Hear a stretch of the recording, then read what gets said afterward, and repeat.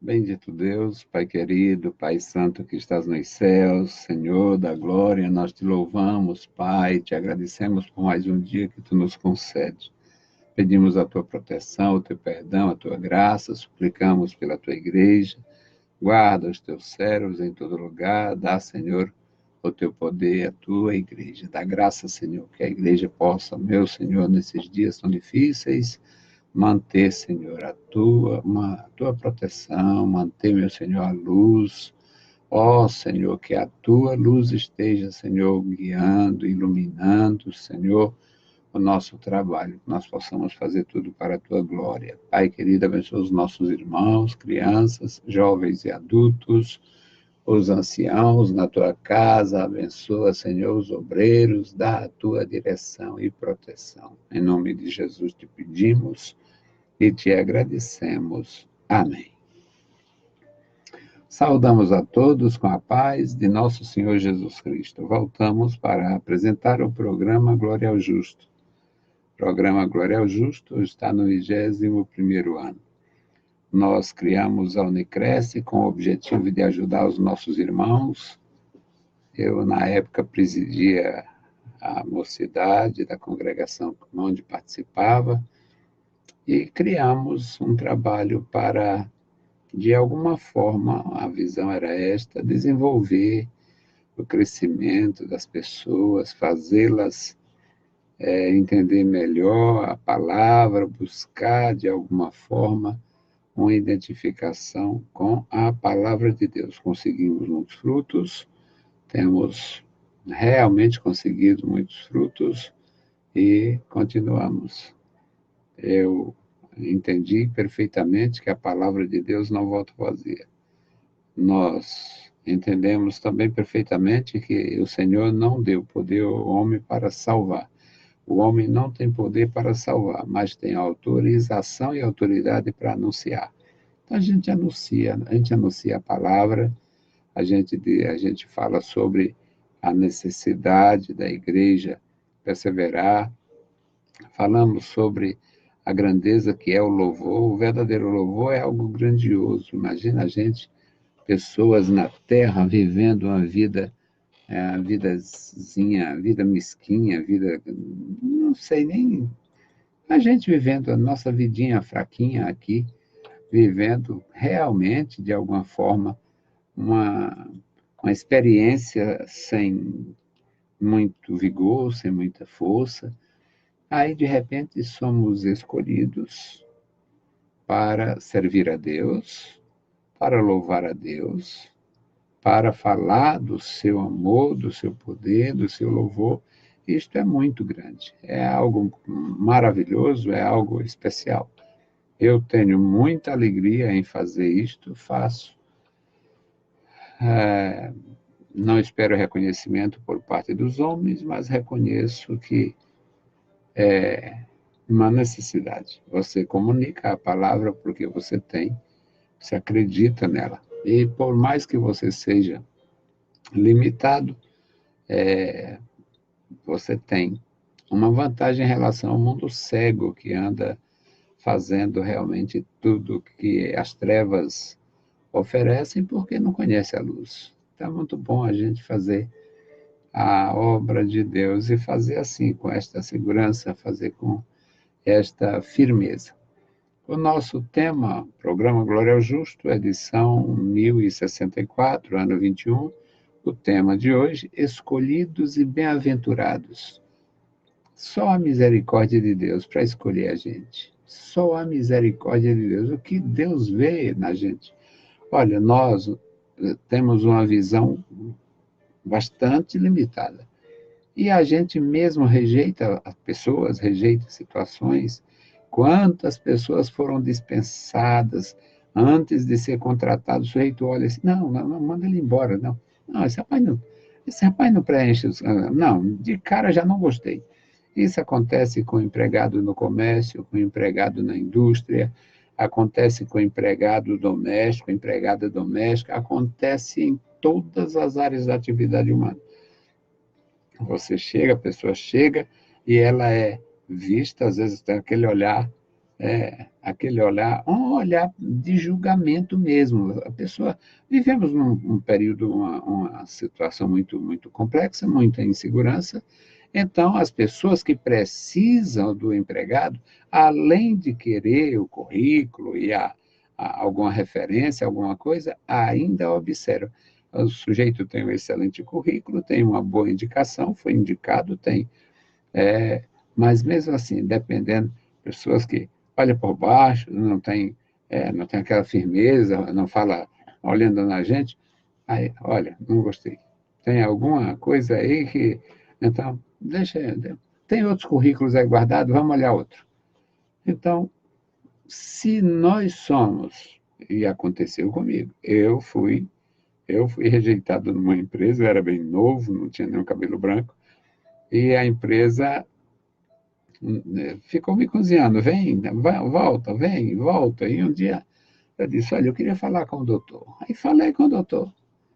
E o doutor, rapaz, não foi desta vez, tal. E eu disse, doutor, eu sei que o senhor é muito... Eu queria que o senhor me dissesse por que que eu não fui contratado. Aí ele teve a infelicidade de dizer que é porque eu era do interior. É a sua condição interiorana. Eu já tinha observado lá na empresa aquele quadro de empregados que era obrigado a ficar na portaria, lá no escritório, não sei se ainda é assim, mas tinha que constar ali o quadro das pessoas que compunham aquela empresa, aquele escritório. E eu disse, mas é verdade isso, doutor? Ele disse, e como é que o senhor é o líder aqui, o empregador? Se o senhor é do interior, eu conheço a sua família. Eu conhecia parte da família do cara. Ele ficou amarelo, não teve resposta, porque o sujeito não gostou de mim. Certamente, sinal de me contratado. Então, o nosso tema, escolhidos e bem-aventurados. Você ser escolhido por Deus, rejeitado pelo cara da empresa, rejeitado pelo sujeito da vacaria, rejeitado pelo sujeito do escritório, rejeitado, às vezes, nas igrejas. Nas igrejas. Tem umas igrejas de donos aí, que o sujeito chega, não é fácil, não, para se enturmar, e não é fácil. Então, você ser rejeitado pelos homens em muitas situações e ser acolhido pelo Senhor é maravilhoso. E ser escolhido mais ainda. E o nosso tema é este: escolhidos e bem-aventurados. O texto bíblico é o Salmo de número 65, versículos de 1 a 7. E você lendo, você vai entender como é bom a gente ter esta segurança que o Deus Todo-Poderoso nos dá. Salmo 65, de 1 a 7. A ti, ó Deus, espera o louvor em Sião, e a ti se pagará o voto. Ó tu que ouves as orações, a ti virá toda a carne. Prevalecem as iniquidades contra mim, porém tu limpas as nossas transgressões. Bem-aventurado aquele a quem tu escolhes e fazes chegar a ti, para que habite em teus átrios. Nós seremos fartos da bondade da tua casa e do teu santo templo. Com coisas tremendas, em justiça nos responderás. Ó Deus da nossa salvação, tu és a esperança de todas as extremidades da terra, daqueles que estão longe sobre o mar. Porque pela sua força consolida os montes, cingido de fortaleza. Porque aplaca o ruído dos mares, o ruído das suas ondas e o tumulto dos povos. Bendito Deus, Pai querido, Senhor da glória, nós te louvamos pela tua palavra. Obrigado pela leitura na tua palavra, obrigado pela tua igreja, obrigado pelos nossos irmãos. Obrigado, Senhor, pela escolha, pela proteção. Obrigado, Senhor, pela garantia, Senhor, que temos de estar na tua presença e sermos poupados, guardados, auxiliados. Querido Senhor, abençoa os nossos amados irmãos, crianças, jovens, adultos, os teus ministros, os anciãos, ó Deus, aqueles que estão fragilizados pelo tempo, pela idade, a muita idade, as enfermidades. Tu és o nosso Senhor. Concede, Senhor, a tua proteção a cada um de nós, nos dá a tua graça e nos dá, Senhor, a alegria de te servir. Em nome de Jesus te pedimos e te agradecemos. Amém. Meus queridos irmãos, esta leitura em si, ela exalta a Deus de uma forma maravilhosa. O nosso tema é escolhidos e bem-aventurados. E o salmista diz: a ti, ó Deus, espera o louvor em Sião. Sião era um monte de onde temos o que originou a palavra sionismo. Na verdade, era um monte, não era um monte importante como o Monte Nebo, um monte importante como o Monte Hermon, um monte importante como o Monte das Oliveiras. Não, é o Monte Sião. É um monte que tinha habitações nos dias de Davi, mas não era essas coisas. Na época de Abraão, aquilo ali foi habitado pelo um povo semita. Eram semitas que habitavam ali. O Melquisedeque, o rei de Salém, era um sujeito importante que alguns fazem misticismo. O Melquisedeque era um anjo, Melquisedeque era o Sem, que não havia morrido ainda. Melquisedeque ficam fazendo coisas. Porque as pessoas, o seguinte, têm uma necessidade. O povo sente necessidade de iludir, de enganar, de inventar.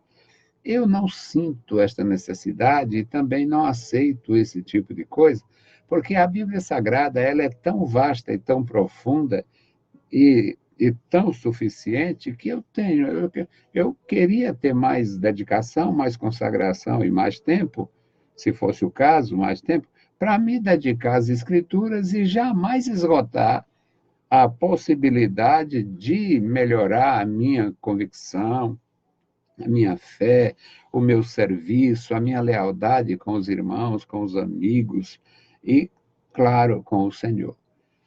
A Bíblia, para mim, ela é tão completa e tem as respostas tão santas, tão sábias, tão prontas, que não me faz, não aparece em mim, para mim, a menor necessidade de criar. Eu não tenho necessidade de criar. Tem que ser criativo, tem que pensar forte, tem que ser isso. Não. Para mim, é suficiente compreender a palavra de Deus, se render a esses princípios maravilhosos e andar.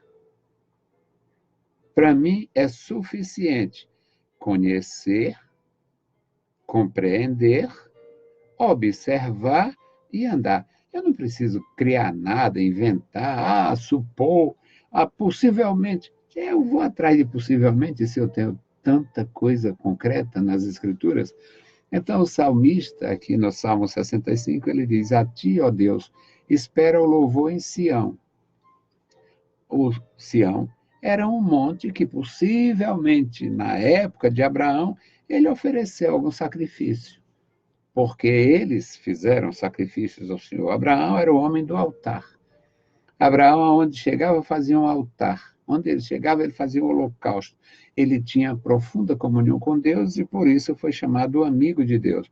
E não foi ele que disse: olha, eu sou amigo de Deus, eu sou evangélico, eu sou católico, eu sou amigo de Deus. Não, foi Deus que disse: Abraão é meu amigo. Eu tenho um amigo, meu amigo é Abraão. Então, é algo maravilhoso.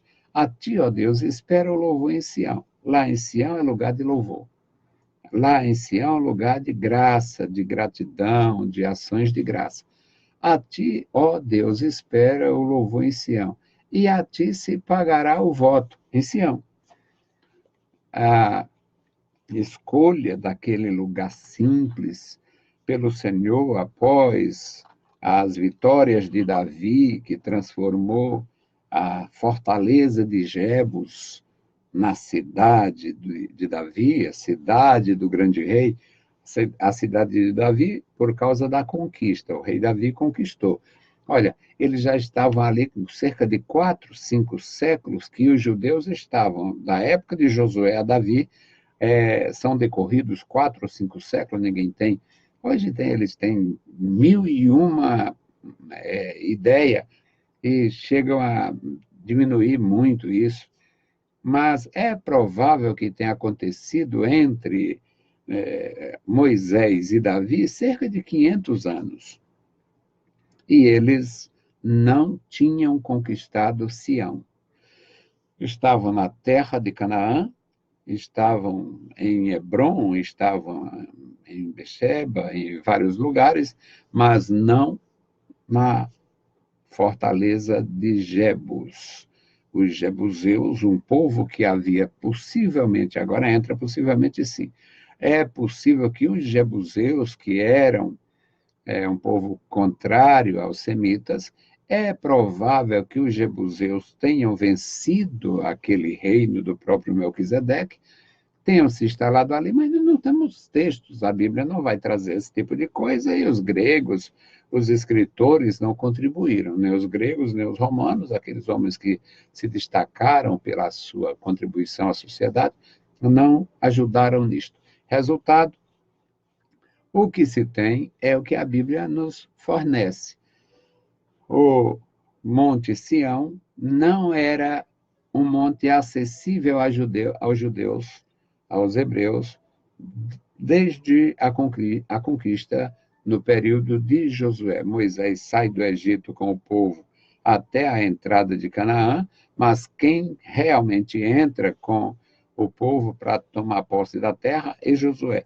São decorridos 4 décadas naquele período, e a partir dali fica os israelitas andando em várias regiões, ocupando várias regiões, produzindo em várias regiões, mas na fortaleza de Jebus eles não tinham acesso. Agora, o salmista diz: a ti, ó Deus, espero o louvor em Sião, a ti se pagará o voto. Compreende-se que se pagará o voto em Sião, após ser conquistado.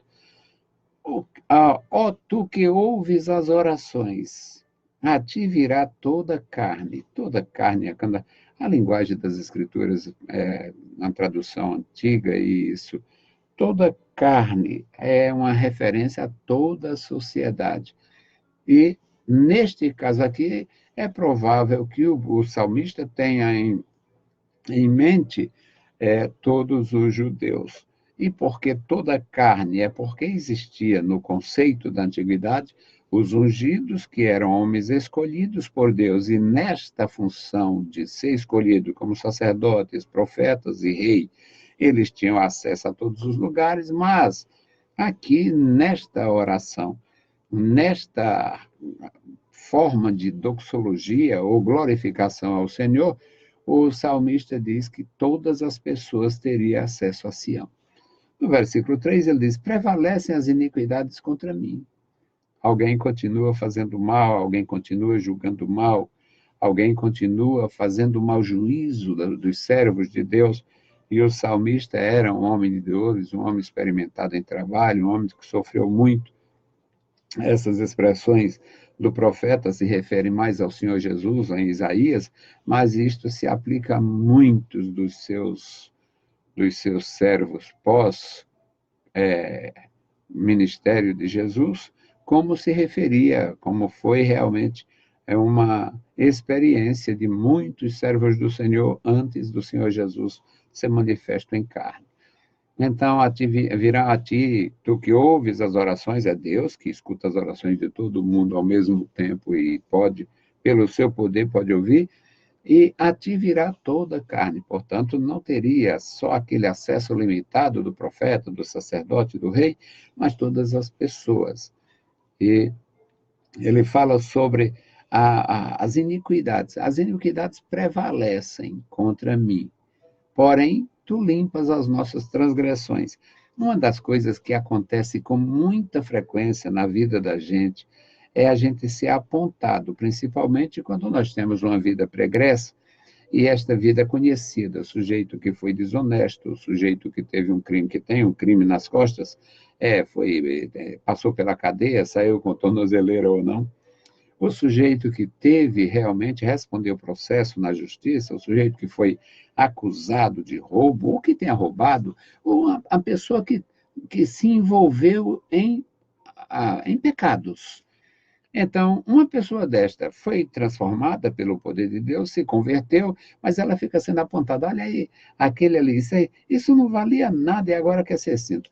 Isso é aquela mulher, aquilo ali, ó, o primeiro filho dela, ninguém sabe quem é o pai, o segundo também não. E hoje ela é pregando e cantando por aí. Ou seja, existe uma facilidade enorme de apontar, de agredir. E o salmista diz: prevalecem as iniquidades contra mim, continuam me perseguindo, inventando coisa, mentindo, continuam acusando. Porém, no mesmo versículo 3 diz: porém, tu limpas as nossas transgressões. O tema, esta coisa maravilhosa de ser escolhido e bem-aventurado é por causa do perdão. As nossas transgressões.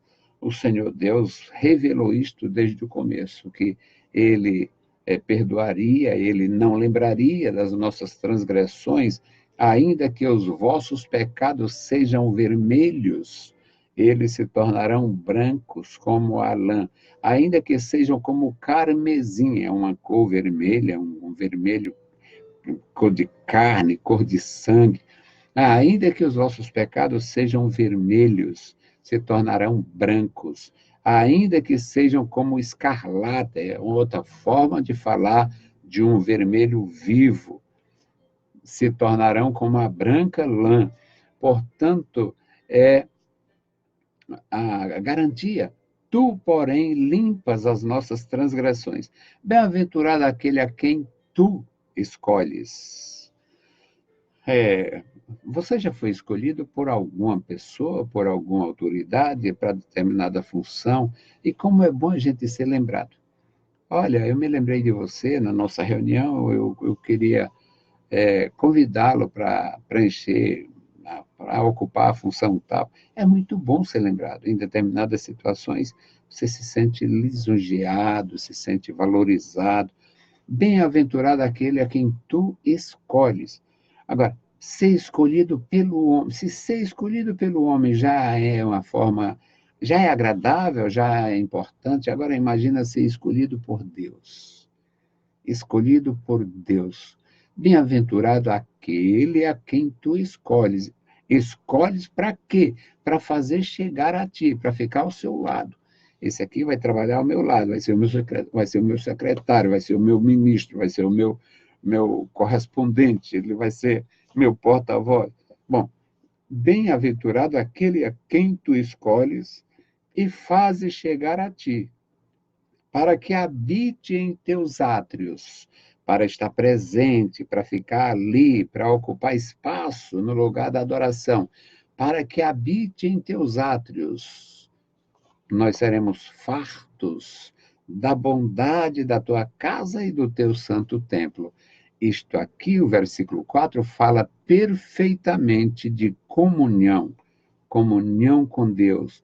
A comunhão que nós temos com Deus, ela robustece a nossa confiança, ela fortalece a nossa esperança, ela renova a nossa vida. E o salmista tem tudo isto como um princípio grandioso e glorioso no seu coração. No versículo 5 ele diz: com coisas tremendas, em justiça nos responderás.